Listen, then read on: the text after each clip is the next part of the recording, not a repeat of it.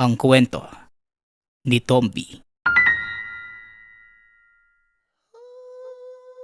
Ang kwentong ito ay hango sa totoong buhay. Mula ito sa isa nating tagapakinig na itago na lang natin sa pangalang Mike.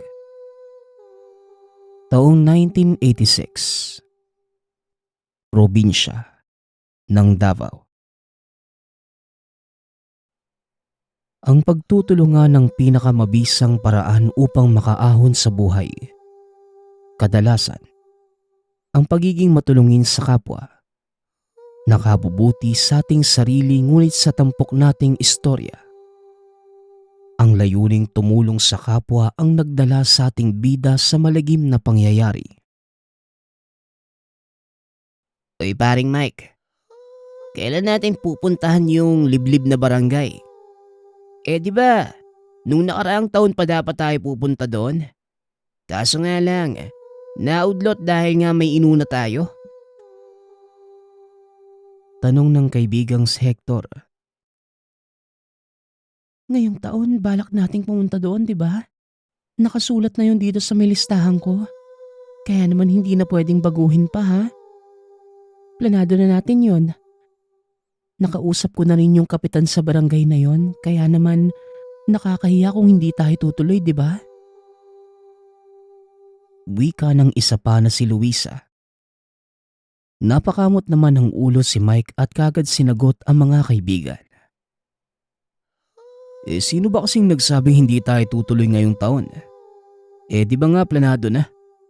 Tsaka, napag-usapan na rin natin na sa darating na Pasko, mamimigay tayo ng tulong sa mga baryo doon sa barangay na yon. Lalo na't madalang lamang silang makakuha ng mga ayuda galing sa gobyerno. Tugon ni Mike. Ang sabi sa akin ni Sol, hindi daw makakasama yung iba dahil may mga pupuntahan. Paano ba yan? Di tayong apat lang ang pupunta ron. Pero, kakausapin ko pa yung iba kung tutuloy ba sila o hindi. Hindi na to pwedeng maudlot. Nakapamili na tayo ng ibibigay sa kanila Wika ni Hector. Ano naman kung apat lang tayo? Mas mabuti nga yun eh. Hindi siksikan sa sasakyan, pero mas maganda kung sasama yung iba gaya nila Mark at Anthony. Tutal, wala naman silang ginagawa tuwing Pasko eh. Di sumama na lang sila sa atin. Para naman kahit papano, may magawa silang tama. Hindi yung puro hambog lang. Mapakinabangan man lang nila yung natutunan nila kay Mang Sado. Dagdag ni Sol. Oo nga pala. Nagsabi sa akin si Anthony, sasama daw siya. Pero si Mark, hindi naman nagsabi. Kung ayaw, huwag niyong pilitin. Kung may importante naman silang gagawin hayaan niyo na. Isa pa kaya naman natin na tayo-tayo lang ang magpunta doon Pero tanungin mo pa rin sila Sol kung gusto nilang sumama. Kasi baka mamaya, pag hindi natin sinabihan, isipin pa nilang paladesisyon tayo Wika ni Hector. Nagtanguan na lamang ang mga kaibigan. Nagpasya ang mga ito na ituloy ang kanilang plano. Matapos ang pag-uusap na yon, sinabihan ni Sol ang mga iba nilang kasamahan tungkol sa kanilang plano. Sumang-ayon naman ang iba at nagsabing sasama. Upang hindi na intindihin pa ang ibang bagay, inihanda na ng magkakaibigan ang mga dadalhin nila at mga kakailanganin sa pagpunta sa barangay. Dinagdagan din ng mga ito ang ibibigay niya na pagkain at regalo sa mga tao. Nang maihanda na ang lahat, sabay-sabay na nagpunta ang mga ito sa barangay. May kalayuan yon sa syudad kaya naman naghanda ng maraming gasolina ang magkakaibigan. Pati na rin ang kanilang makakain habang nasa biyahe. Nagkikwentuhan pa ang mga ito habang tinatahak ang daan papunta sa pupuntahan.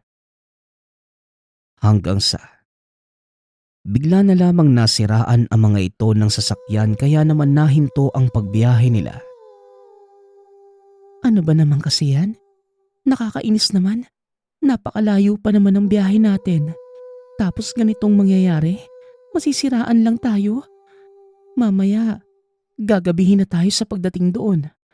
Dapat kasi tinignan nyo muna yung sasakyan bago nating ginamit eh. Para naman alam natin na hindi tayo masisiraan at tuloy-tuloy ang biyahe. Wika ni Luisa. Para sa kaalaman mo, Luisa, maayos na ba yung sasakyan eh? Pinatignan ko muna ito bago tayo umalis. Kaya huwag ka magsalita dyan. Wala ka namang may tutulong eh. Tugon ni Hector. Hayaan nyo na nga yan eh. Huwag na kayong magtalo-talo. Para naman kayong mga bata niyan eh. Luisa, doon ka na lang muna kasama nila Sol at kami na ang bahala dito nila Hector. Wika ni Mike. Natahimik na lamang si Luisa at nagpunta sa mga kaibigang babae. Kagad namang inayos nila Hector ang sasakyan. Ilang sandali lamang ang lumipas ay natapos rin ng mga ito. Nagpatuloy sa kanilang pagbiyahe ang magkakaibigan. Nakatulog naman si Mike. Ilang sandali pa bigla na lamang itong napabangon sa hinihigaan. Napatingin sa labas ng bintana ng sasakyan at tila nakakita ng masamang pangitain. Kaya namang kagad sinabihan ang mga kaibigang kasama. Hector, bubalik na tayo sa Maynila. Hindi maganda yung kutob ko eh. Mukhang may masamang mangyayari. Wika ni Mike. Tagaktak ang pawis nito sa loob at tila hindi mapakali. Nahihibang ka na ba, Mike? Ang layo na natin, eh. Malapit na tayo sa barangay tapos gusto mong bumalik pa tayo? Eh baka naman nananaginip ka lang ng masama. Bigyan nyo nga ng tubig yan para mahimasmasan. Wika ni Sol. Natahimik naman si Mike nang makainom ng tubig saka ito nagpaliwanag. May nakita nga akong masamang pangitain. Kaya naman mas makakabuti. Huwag na lang tayong tumuloy. Wika ni Mike. Alam mo pare, baka naman bangungot lang yun. Huwag mo nang pansinin tsaka. Nandito na tayo. Nakakahiya kung babalik pa tayo. Tugon ni Hector. Wala nang nagawa pa si Mike sa sinabi ni Hector. Kaya naman nanahimik na lamang ito lalo na't wala rin siyang sariling sasakyan. Pagkarating sa barangay, malugod na sinalubong ang mga ito ng kapitan ng lugar. Masaya kaming makilala kayo ng personal. Bukas ang aming barangay sa inyo. Wika ni Mang Jonas, kapitan ng lugar. Hindi man maayos ang pakiramdam ni Mike. Pinilit nito ang sariling isantabi ang mga agam-agam sa isipan. Masaya po kami na makarating dito sa lugar ninyo. May dala nga po pala kaming mga handog para sa inyo ha. Wika ni Mike. Napangiti naman ng kapitan at sinalubong sila ng mga tao. Naghanda kami ng kaunting salo-salo para sa inyo. Pasensya na at yan lang ang aming kinaya. Wika ni Kapitan Jonas. Natuwa naman ang mga kasama ni Mike. Sabay-sabay na kumain ang mga ito samantalang ang binata naman nag-orasyon muna bago kumain upang makasigurado na kagad namang napansin ng mga kasamahan. Matapos kumain, pinunay ito ng mga kasama sa ginawa. Grabe ka naman, Mike. Bakit mo namang ginawa yung kanina? Tanong ni Sol. Bakit? Wala namang masama sa ginawa ko ah. Sinisigurado ko lang na ligtas yung kakainin. Isa pa, hindi naman nila alam na nag-orasyon ako ah. Bakit kayo nagagalit? Tugon ni Mike. Natahimik ang mga ito sa inasta ng binata. Napagtanto nila na wala namang ginawa si Mike na masama. Kaya naman humingi ng tawad ang mga ito. Tama na nga yan. Pakiayos na lang ng kilos, Mike. Ikaw pa naman ang leader dito. Tapos ganyan ka. Wika ni Luisa. Tumango naman si Mike sa sinabi ng babae. Nagpatuloy na lamang ang mga ito sa kanilang gagawin. Namigay sila ng mga pagkain at iba pang mga dala. Naging abala ito sa pamimigay ng mga pagkain sa mga tao. Kaya naman nawala na sa isipan ang napanaginipan. Mabilis namang natapos ang mga ito sa kanilang pamimigay. Kaya naman dumiretso ang mga ito sa susunod na baryo na sinabi ng kapitan. Dire-diretso lang kayo tapos susunod na ang ikalawang baryo. Wika ng kapitan. Kap, ilang baryo po ba lahat ang meron dito? Kasi nakalista po sa amin 5 baryo lang eh. Tanong ni Sol. Tama naman yan. 5 lang ang lahat ng baryo dito sa lugar namin. Salamat muli sa pamimigay ha. Kung gusto nyo, sasamahan ko kayo. Tugon ng kapitan. Nako, wag na ho, baka may mahalagang gagawin pa po kayo. Kaya naman na ho namin eh. Wika ni Hector. Tumango naman ang kapitan na tuluyan ng umalis ang magkakaibigan. Bumiyahe na ang mga ito at habang papunta sa kabilang baryo, muling nakita ni Mike ang naganap sa panaginip. Natulala ito at napansin naman yun ng mga kasamahan. Ayos ka lang ba? Kanina ka pa tulala dyan ah. Ano bang nangyayari sa'yo, Mike? Tanong ni Luisa. Nakita ko na naman yung pangitain ko eh. Huwag na kaya tayong tumuloy. Baka kasi magkatotoo yung napanaginipan ko eh. Wika ni Mike. Diyos ko naman pare oh. Pare-pareho tayong may kakayanan dito. Huwag ka ngang masyadong mag-isip. Sita ni Hector. Paano kung nagsasabi si Mike ng totoo, hindi ba? Pakinggan kaya natin siya. Ngayon lang naman nagkaganyan si Mike eh. Wika ni Sol. Ano bang kaartehan yan? Di sana nagpaiwan kayo kanina. Sa susunod na baryo, magpasya kayo kung magpapaiwan kayo o hindi ha? Tugon ni Luisa. Mas lalong hindi ko kayo pwedeng iwanan. Dahil baka may mangyaring masama sa inyo. Di minsan hindi ako nagkamali. Kaya hindi ako magpapaiwan. Kung ganun pare, Manahimik ka na lang. Huwag ka na nga maingay dyan. Wika ni Hector. Sinunod naman ni Mike ang sinabi ng mga kaibigan. Pinilit nitong iwaglit sa isipan ang mga nakita. Mabilis namang nakarating ang mga ito sa kabilang baryo at natapos kagad. Sa mga sumunod na baryo, naging mabilis ang kanilang pamimigay at wala namang nangyari hanggang sa inabot na ng gabi ang mga ito. Habang nasa biyahe, Paano ba yan?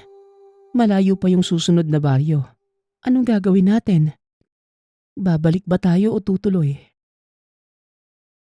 tanong ni Luisa. Tuloy na lang siguro. Medyo maliwanag pa naman.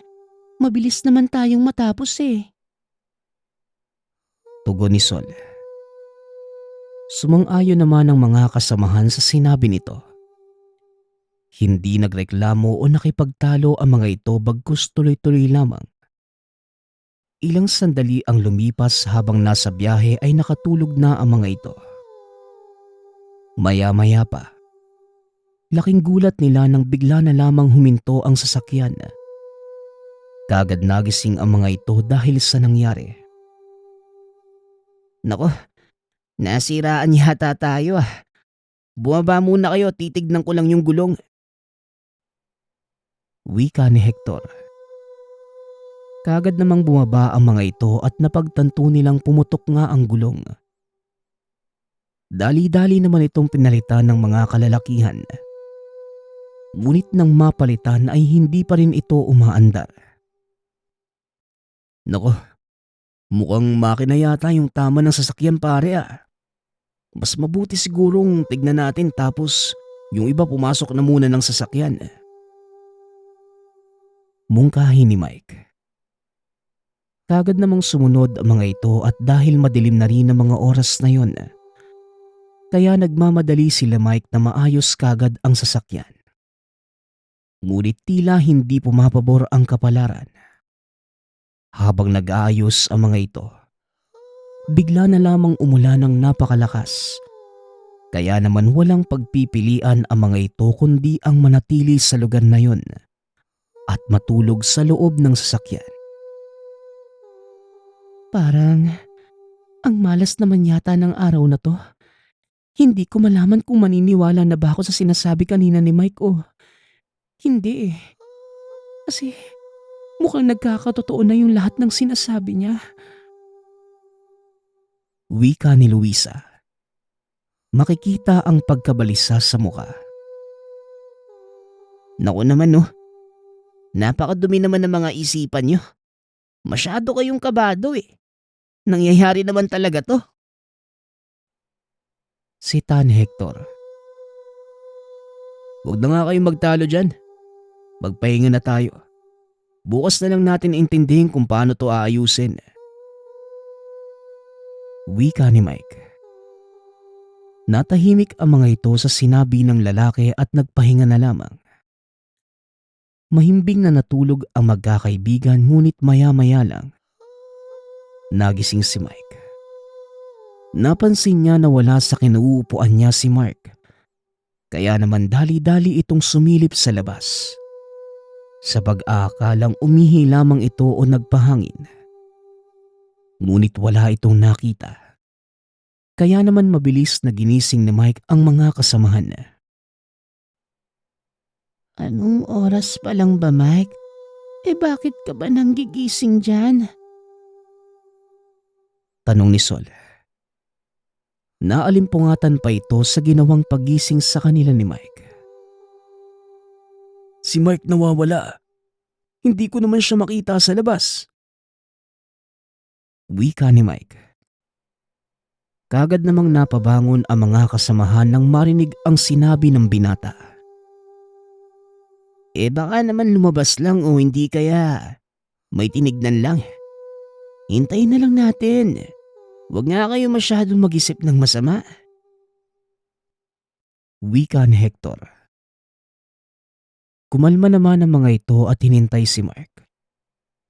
Ngunit ilang oras na ang lumipas. Hindi pa rin ito bumabalik. Hanapin na lang natin si Mark. Kanina pa yun eh. Hindi pa bumabalik at baka na paano na yun. Mungkahi ni Luisa. Yan din nga ang nasa isipan ko eh. Mas mabuti siguro kung maglakad na tayo at kumilos. Tugon ni Mike. Kagad namang napagpasyahan ng magkakaibigan na hanapin ito. Ngunit inumaga na lamang sila sa paghahanap sa kasama. Ngunit wala silang nakitang Mark. Masama yung kutob ko. Baka mamaya, ano nang nangyari sa kanya? Wika ni Sol. Nagpahinga lamang sandali ang mga ito at ilang sandali pa. Naisipan nilang pumasok sa loob ng gubat. Hindi pa man tuluyang nakakapasok sa loob ay nakita na ng magkakaibigan si Mark. Wala na itong buhay at puno ng galos ang katawan. Napamura si Hector nang makita ang nangyari sa kaibigan. Pinulsuhan pa ito ni Sol ngunit kagaya ng inaasahan. Totoong wala na itong buhay. Malakas ang kutob ko na ang lugar na ito. Hindi tao ang mga nakatira. Wika ni Mike. Anong gagawin natin? Wala naman yung sasakyan natin kung lalakarin masyado namang malayo. Tugon ni Luisa. Wala tayong ibang pagpipilian kundi ang lumaban. Kung gusto nating makaligtas at makalis sa lugar na to, kailangan nating magtulungan. Wika ni Hector. Tama nga yung sinabi ni Mike. Dapat kasi nakinig tayo sa kanya eh. Hindi na dapat tayo tumuloy. Wala sana tayo sa sitwasyon na ito. Wika ni Sol. Walang mangyayari kung magtuturoan pa tayo. Walang may gusto ng nangyaring to. Kaya naman, kumalma lang muna kayo. Wika ni Mike. Unti-unti namang kumalma ang mga ito. Nag-isip ng paraan upang makalis sa lugar na yon. Bumalik sila sa kanilang sasakyan.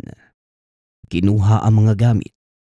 Nagsimula silang maglakad pabalik ngunit tila naliligaw sila. Napapansin ko, kanina pa tayo pabalik-balik dito ah. Teka, nasa na si Anthony? Tanong ni Luisa. Napatingin sa kanilang paligid ang mga ito. Napagtanto na wala na ang isa nilang kaibigan. Babalik pa sana ang mga ito nang marinig nila ang sigaw ni Anthony. Pinapalis na ang mga ito. Ngunit hindi naman natakot ang magkakaibigan. Dumating sa kanilang harapan si Anthony. Duguan at puno ng sugat ang katawan. Nakausap pa ito ni Mike bago mawala ng hininga. Tama nga yung hinala ko. Pugad na mga aswang ang lugar na to. Kailangan nating ihanda mga sarili natin dahil mukhang mapapasabak tayo sa matinding labanan. Wika ni Mike. Natahimik ang mga ito at ilang sandali pa. Dumating ang isang magandang babae. Talaga namang kaakit-akit ang wangis nito.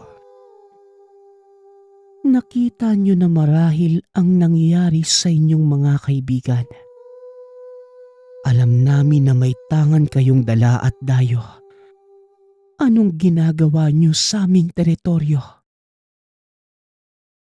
Tanong ni Bella. Pinuno ng mga mandurugo. Narito lang kami para mamahagi ng tulong para sa lahat ng tao. Pero mukhang hindi niyo nais ang aming presensya. Tugon ni Sol. Alam niyo naman pala. Umalis na kayo sa aming baryo bago pa namin kayo ubusin. Pagsapit ng gabi at narito pa rin kayo sa aming lupain, hindi na kayo makakalabas pa ng buhay. Banta ni Bella. Hindi kami natatakot sa inyo, no? Pinatay nyo nga yung mga kaibigan namin ng walang kaawa-awa eh. Tugon ni Hector. Tumawa lamang ang babae na para bang wala itong pakialam sa sinabi ng binata. Maling baryo ang napuntahan ninyo. Kaya naman hanggat maaga pa, umalis na kayo. Muling wika ni Bella. Ngunit aalis na sana ang magkakaibigan nang bigla na lamang dumating ang iba pang mga aswang. At saan kayo pupunta? Hindi kayo pwedeng umalis. Pumasok kayo sa aming teritoryo at sa tingin nyo, makakalabas pa kayo ng buhay. Wika ni Kadro. Nagkatinginan ang magkakaibigan. Pilit na tinataga ng kanilang kalooban. Ilang sandali lamang ang lumipas. Napalibutan na ang mga ito ng kalaban. Ano nang gagawin natin? Hindi natin kakayanin ng mga yan. Tanong ni Sol. Wala naman tayong pagpipilian kundi ang kalabanin ng mga yan. Sa abot ng ating makakaya. Tugon ni Luisa. Hindi naman pwedeng lahat tayo lalaban eh. Sige na, umalis na kayo Sol at Luisa. Kami na ni Mike ang bahala dito. Mungkahi ni Hector. Tama si Hector. Kung pare-pareho tayong lalaban, mas lalo lang tayo mapapahamak.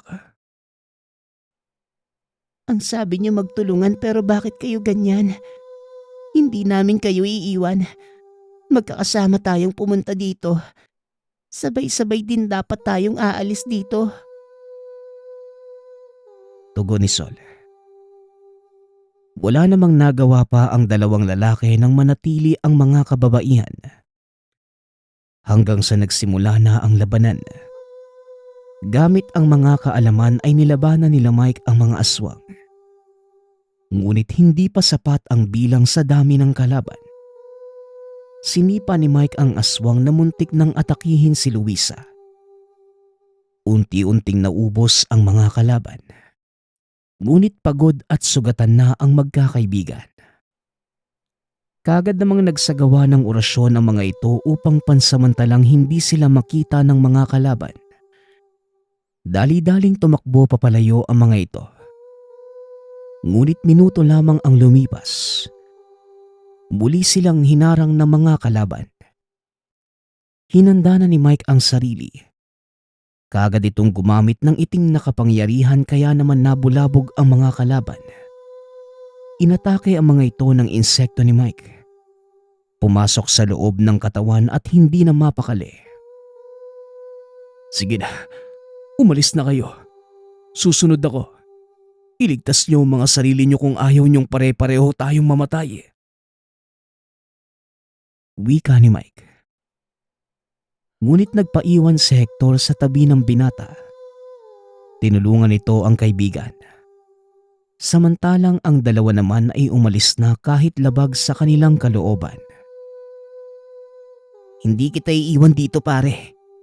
Uubusin natin ang mga kalaban. At magbabayad sila sa ginawa nila sa mga kaibigan natin. Wika ni Hector. Tumango naman si Mike. Ilang sandali ang lumipas, nahinto ang mga insekto at napasukan ng dugo si Mike. Natukoy nila ang pinuno ng mga alaga ko. Napatay na nila ito. Anong klaseng uri ng mga aswang ba sila? Akala ko mandurugo lamang pero mukhang may iba pa silang lahi ah. Wika ni Mike. Tama ka dyan pare. At mukhang may kaalaman din sila sa itim na kapangyarihan. Hindi lang yun dahil mukhang napaghandaan nila ang ating pagdating ah. Tugon ni Hector. Natahimik si Mike at hindi makapaniwala sa mga nangyayari. Tinanaw pa nito ang dalawang kaibigan at nakita na nakalayo na ang mga ito. Sabay tayong gagawa ng orasyon, Hector. At kapag nabulabog na sila ng mga alaga ko, tatakas tayo. Mungkahi ni Mike. Pero pare, duguan ka na. Hindi nakakayanin ng katawan mo kung muli kang gagamit ng itim na kapangyarihan. Baka ikapahamak mo na yan. Tugon ni Hector. Kaya ko ang sarili ko pare. Kaya naman sundin mo na lang ang sasabihin ko. At kung hindi man ako pala rin na makaligtas, pakisabi na lang kay Sol na mahal ko siya. Ano ka ba naman pare? Makakaligtas tayo dito no? Ikaw ang magsasabi niyan sa kanya. Wika ni Hector. Napangiti na lamang si Mike. Sinimula na nito ang orasyon. Sa pagkakataong yun, makamandag na alakdan ang umatake sa mga kalaban. Hindi mapakali ang mga ito at nagkagulo. Kaya naman sinimulan na ng dalawa na umalis. Nakalayo na ng bahagya ang dalawa ngunit bigla na lamang hinimatay si Mike. Hindi naman ito pinabayaan ni Hector. Binuhat niya ito sa kanyang likuran. Habang patakas sila ay bigla namang lumabas sa harapan niya si Bella. Buong akala niyo ba'y makakatakas kayo? Malabo yan dahil ito na ang inyong magiging libingan. Wika ni Bella. gamit ang matulis na kuko. Kagad nitong inatake si Hector. Ngunit kagad siyang nakailag at nadaplisan lamang ng kuko. Ikaw ang mamamatay. Ihahatid na kita sa impyerno at kay kamatayan. Sigaw ni Luisa. Sinaksak nito mula sa likuran si Bella at tumagos ang punyal sa puso ng babae. Tara na. Mabuti na lang at bumalik kami. Paano kung hindi at napahama kayo? Wika ni Sol. Napansin nito na walang malay si Mike kaya naman nag-alala ito. Kailangan na nating umalis habang hindi pa tuluyang nawawala yung mga alakdan ni Mike. Wika ni Hector. Kagad namang inalalayan nila Luisa sa Hector maging si Mike. Hirap na hirap ang magkakaibigan. Lalo na't kapwa sugatan ng mga ito ngunit hindi sila nagpatinag. Dala ng kagustuhang makatakas sa lugar. Kahit pagod na ay nagpatuloy ang mga ito. Nagusal ng orasyon si Luisa upang panandalian silang maitago sa mata ng mga kalaban. Dumudugo na rin ang sugat mo, Hector. Tatalian ko muna saka tayo tutuloy sa paglalakad. Wika ni Luisa. Sinubukan pang umalman Hector ngunit wala na itong nagawa pa. Nang lagyan ni Luisa ng tali ang sugat upang kahit papano ay maibsan ang pagdurugo. Nang mga oras na yon, unti-unti nang papulubog ang araw. Kaya naman mas lalong nagmadali ang magkakaibigan.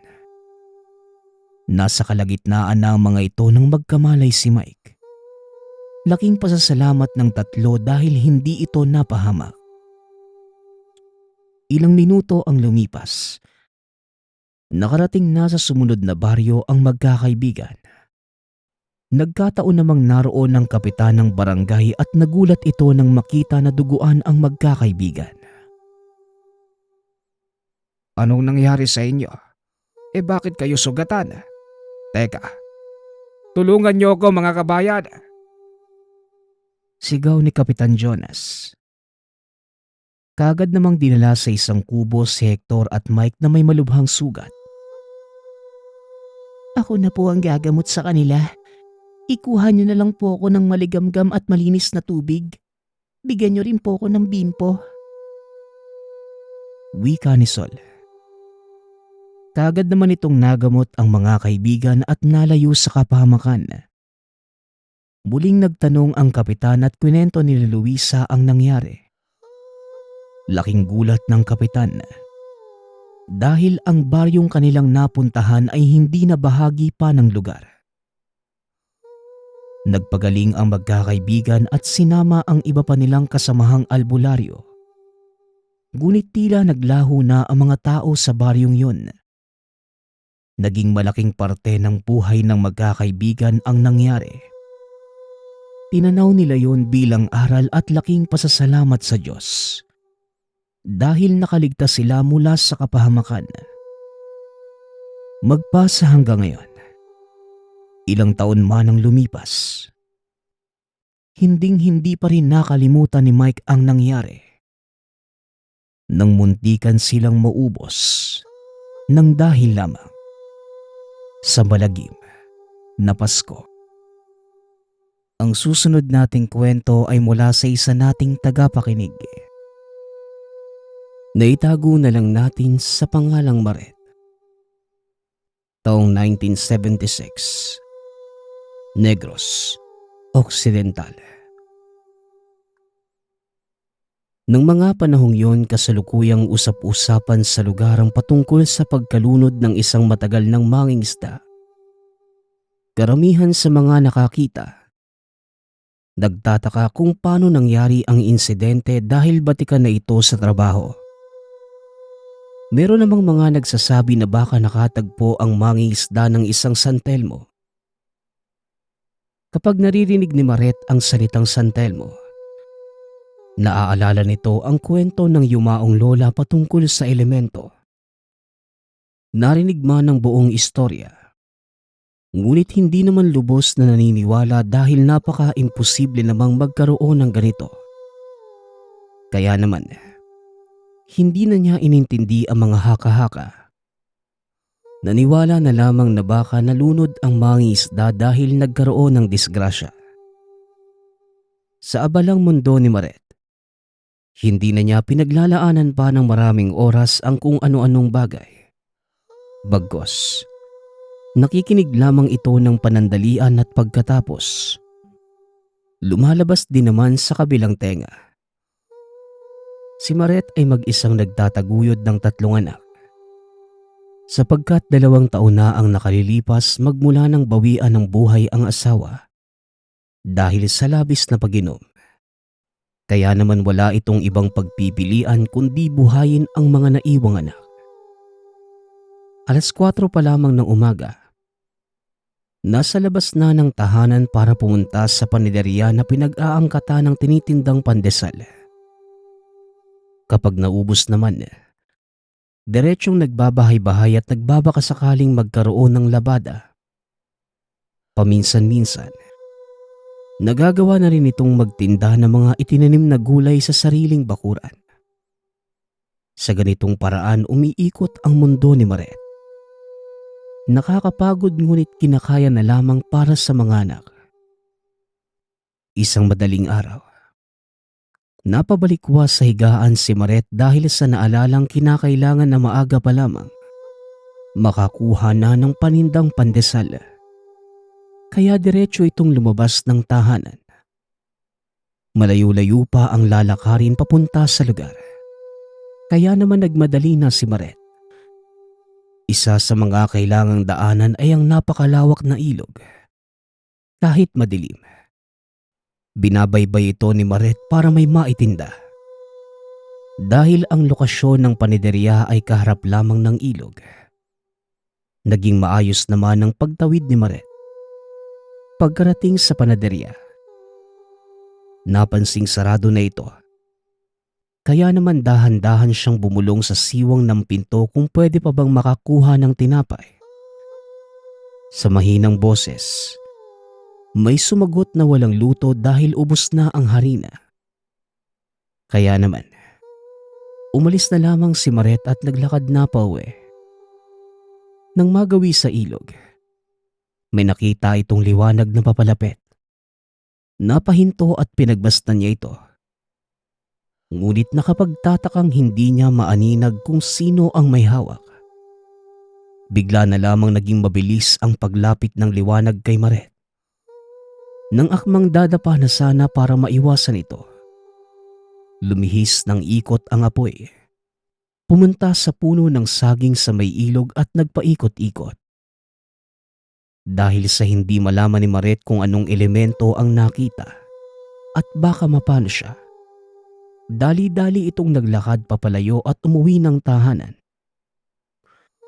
Habang nakaupo sa may kusina, napatitig ito sa nakasabit na orasan at nakitang 12:00 pa lamang ng gabi. Nagulat ito. Kaya naman napabulong na lamang na baka sira na ang gamit. Dahil wala namang ibang orasan bukod dito. Nagantay na lamang siyang tumilaok ang mga manok para matansya ang oras. Sa pag-aantay, nakatulog ito at nagising na lamang na umiiyak ang isang anak. Pagkabangon, diretso na itong nagluto at pinakain ng mga anak. Matapos ay muling pumunta sa paniderya sa pagbabakasakaling meron ng lutong tinapay. Pagkarating sa lugar, nagtanong si Maret kung may tinapay na. Kasabay nun, natanong na rin kung gising na ba sila ng 12:00 ng gabi. Ngunit mariing tumanggi ang tindera. Sinabing hindi siya natulog sa tindahan kagabi. Dahil sa narinig, napakunot ang noo ni Maret. Ngunit hindi na nabigyan pa ng oras ang pagtataka dahil kinakailangan pa niyang magtinda. Sa paglalako, hindi nito maiwasang maisip ang mga nangyari. Ngunit ibinaling na lamang ang atensyon at naging abala sa pag-ubos ng paninda. Matapos ay minabuti na lamang ni Maret na umuwi na muna ng tahanan para ilaan ang maghapon sa paglalaba. Pagsapit ng 6:00, habang nagluluto walang humpay sa pag-iyak ang bunsong anak. Nang makarga ay nahinto naman ito. Ngunit nang muling ibaba ay muling bumalik sa pag-iyak. Kaya naman, habang tinatapos ang ginagawa ay karga nito ang anak. Tinawag niya ang panganay para ipagpatuloy ang ginagawa. Pumunta na si Maret at ang bata sa kwarto. Nang hawakan ang buong katawan, wala naman itong lagnat kaya pinainom na lamang ng tubig galing sa pinakuloang bigas at hindi kalaunan. Nakatulog na rin ang bata. Dahil sa sobrang pagod, nakasabay na rin sa pagtulog si Maret. Bandang 3:00 ng umaga, nagising si Maret at diretsyong bumangon para pumunta sa panaderya. Nang papalabas pa lamang ay bigla na namang umiyak ang bunsong anak. Kaya minabuting isama na lamang dahil ayaw namang maistorbo ang pagtulog ng iba pang mga kapatid. Habang naglalakad, pasulpot-sulpot ang pag-iyak ng anak. Wala namang humpay sa pagpapatahan si Maret dahil sa napakatahimik ng paligid. Bago pa man makadaan sa ilog, muli niyang nasilayan ang bola ng apoy. Kaya hinila nito ang anak sa isang mapagtataguang kahoy. Maya-maya pa ay umiyak ang bata ng napakalakas. Wala itong humpay sa pagsigaw. Tinakpan na ni Maret ang bibig ng anak ngunit hindi pa rin ito matigil na tila may kung anong masakit sa katawan. Dahil sa hindi na komportable ang bata, nagdahan-dahan sa paglalakad ang dalawa. At nang akmang papalayo na sana sa ilog ay walang ano-ano. Biglang sumagi ang nagliliyab na bola sa braso ng anak. Dahilan para mawalan ito ng malay. Kinarga na ito ng ginang at nagdali-dali sa pagtakbo. Pagkarating sa tahanan, pinahiga muna ito at pumunta sa tahanan ng pinakamalapit na albularyo. Swerte na lamang dahil naabutan itong gising na at nagkakape sa bakuran. Nang ilahad ni Maret ang buong pangyayari, hindi naman nagdalawang isip ang matanda na sumama sa tahanan nito. Nang hawakan ang katawan ng anak, napausog ang manggagamot at sinabing, Isang santel mo ang nakaengkwentro ninyo. Maaring ang batang namatay sa ilog 7 taon na ang nakalilipas ang nagpaparamdam sa anak mo. Namatay siya nang hindi man lang dinadalaw ng mga magulang dahil nasa ibang lugar na ang mga ito. Tanging mga kapitbahay na lamang ang nagsindi ng kandila para sa bata. wika ng albularyo. Dahil sa narinig, hindi naman masyadong naintindihan ni Maret ang sinasabi ng manggagamot. Hindi niya may pagduktong kung ano ang kinalaman ng bolang apoy sa kaluluwa ng bata. Kaya tumugon naman ang manggagamot na ito ang paraan ng mga kaluluwa para magparamdam sa lupa. Gawa ng hindi sila natatahimik dahil hindi pa tapos ang paghihigante. Ngunit ang sino mang paramdaman nito, hindi ibig sabihin na kailangang gawin ang misyon para sa kanila. Bagkus, tirika na lamang ng kandila sa lugar para matahimik ang kaluluwa. Hindi naman na nagsalita pa si Maret. Naintindihan na ang ibig sabihin ng manggagamot. Maya-maya pa, nag-umpisa na ang matanda sa orasyon. May kinuha ito na kung anong langis at pinahid sa buong katawan ng bata. Segundo lamang ang lumipas at umusok ang buong katawan nito, na tila apoy na sinabuya ng tubig. May puting kandilang sinindihan ng matanda at inuutos kay Maret ang pag-ihip dito. Gayon na lamang ang pagtataka ng ginang. Dahil hindi basta-basta namatay ang kandila. Halos 10 minuto ang tinagal ng pagsubok niyang mapatay ang apoy. Kaya naman nang matapos ay nakaramdam ng panghihina si Maret. Kasabay nito, nagising na rin ang anak kaya naman labis ang naramdamang saya. Matapos na mayakap ang sariling anak, nagwika naman ang albularyo na sa pagsapit ng 6:00, pumunta ang mag-ina sa ilog kung saan mismo nakita ang San Telmo para makapagtirik ng kandila. Sumang-ayon naman si Maret at nagpaalam na rin ng matanda. Sa buong maghapon, inlagaan na lamang nito ang anak dahil hinang-hina pa rin ito sa mga nangyayari. Pagsapit ng 5:00 ng hapon, nag-umpisa ng maglakad ang dalawa papunta sa ilog. Pagkarating ay kagad nagtirik ng isang puting kandila ang bata. Nagtagal pa ang dalawa ng ilang minuto. Inantay na baka muling bumalik ang elemento at makita ang pakikiramay. Ngunit sa pananatili, wala namang kung ano pang nasaksihan sa lugar. Nagpa siya nang umuwi ang dalawa para makapagpahinga. Kahit papano'y naging panatag na rin ang pag-iisip ni Maret. Magmula ng araw na yon, hindi na muli pang nasilayan ni Maret ang San Telmo. Kahit paminsan ay sinasama ang anak ngunit maski ito, wala na ring nakaengkwentrong bolang apoy. Sa paglipas ng mga araw, may nakapagkwento kay Maret na bago pa man pala nila makaengkwentro ang San Telmo, nauna nang mapatay nito ang mangingisda na dating napabalita. Kaya malaki na lamang ang pasasalamat ni Maret dahil sa hindi naman ito nagawang kunin ang buhay ng anak. Dahil dito, napatunayan niya sa sariling totoo talaga ang elemento.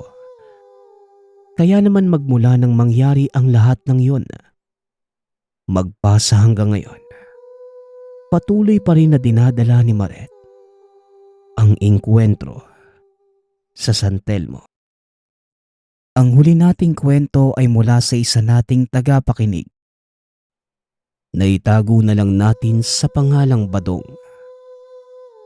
Taong 1968. Probinsya ng Masbate. Dahil sa hirap ng buhay, madalas nasa bundok si Badong para manguha ng mga kahoy na pwedeng pagkakitaan.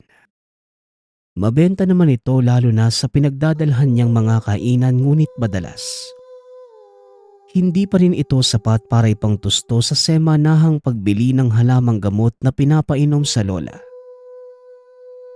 Mahina na ang lola ni Badong dahil sa katandaan. Gayunpaman, ang binibiling gamot sa isang manghihilot ay nakakasuporta para kahit papano magkaroon ng sapat na lakas ang matanda para sa pang-araw-araw. Ngunit kahit anong pagbabawal na gawin ng binata para hindi na ito magluto o magtrabaho ng kahit ano sa tahanan, hindi pa rin napigilan dahil hindi napapakali ang katawan ng matanda kapag walang ginagawa. Kaya naman hinahayaan na lamang ito ni Badong.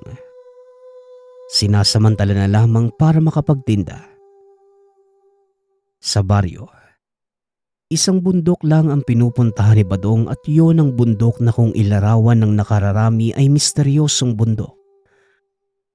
Dahil sa dami ng bigla na lamang nawawala, may mga nagsasabi na dati ay may diwatang natatagpuan sa lugar at nagbibigay ng kayamanan sa sino mang makakita.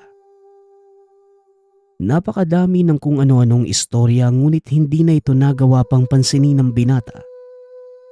Dahil mas importante ang makakuha ng mga kahoy kaysa pansinin ang mga kwentong bayan. Dahil sa halos 1 taon niyang pagpapabalik-balik sa lugar, wala namang nangyaring kakaiba sa kanya. Isang araw 8:00 ng umaga, pumunta ng bundok si Badong para mangahoy. Halos 1 oras din ang lalakarin magmula sa tahanan kaya nagdali-dali na ito sa paglalakad. Pagkarating sa lugar, kagad namang nag-umpisa sa pagtabas ng mga tuyong kahoy. Dahil sa araw na yon, kinakailangang makakuha ng 2 sako para maibenta sa karinderya. Sa patuloy na paghahanap ng magagandang kahoy, nagawi ito sa dulong parte ng bundok. Wala namang kakaiba ngunit napansin ng binata ang isang kubo sa lilim na matandang puno ng balete. Napakaluma na nito. Halos isang malakas na hangin na lamang. Diretso na itong matutumba.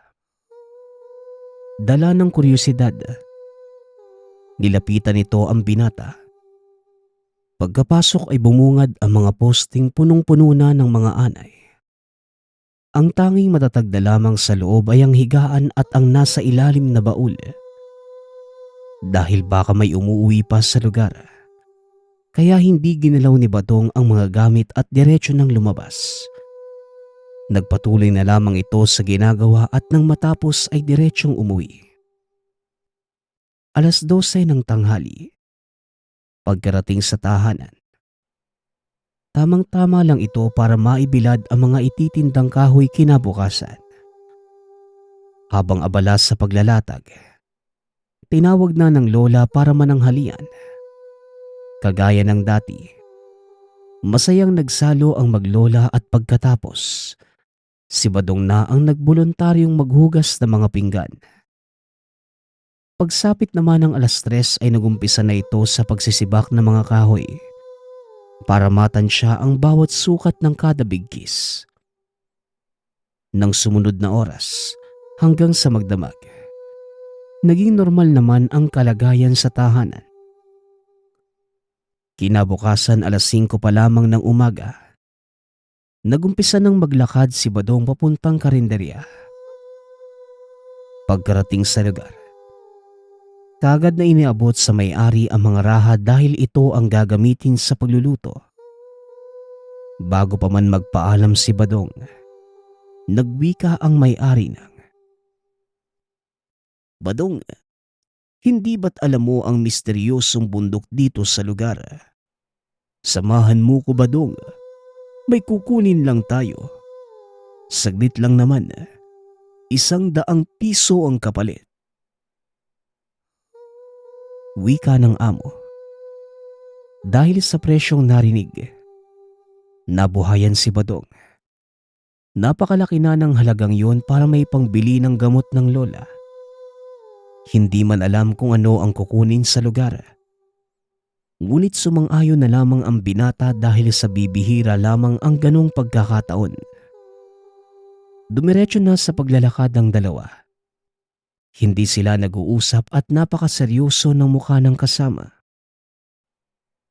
Pagkarating sa lugar, nagtanong ang lalaki kung alam ba ni Badong ang lumang kubo. Tumango naman ang binata at dali-dali itong pinuntahan. Pumasok na ang kasama habang si Badong naman nanatili lamang sa labas. Hindi na nagawang sumunod pa dahil hindi naman sumenyas ang kasama. Maya-maya pa, lumabas ito dala ang baol. Hindi na lamang nagsalita pa si Badong dahil hindi niya mawari kung nakaw ba ito o ano nga ba ang nasa loob at bakit pinag-iinteresan pa ng kasama. Hindi na rin nagsalita pa ang lalaki.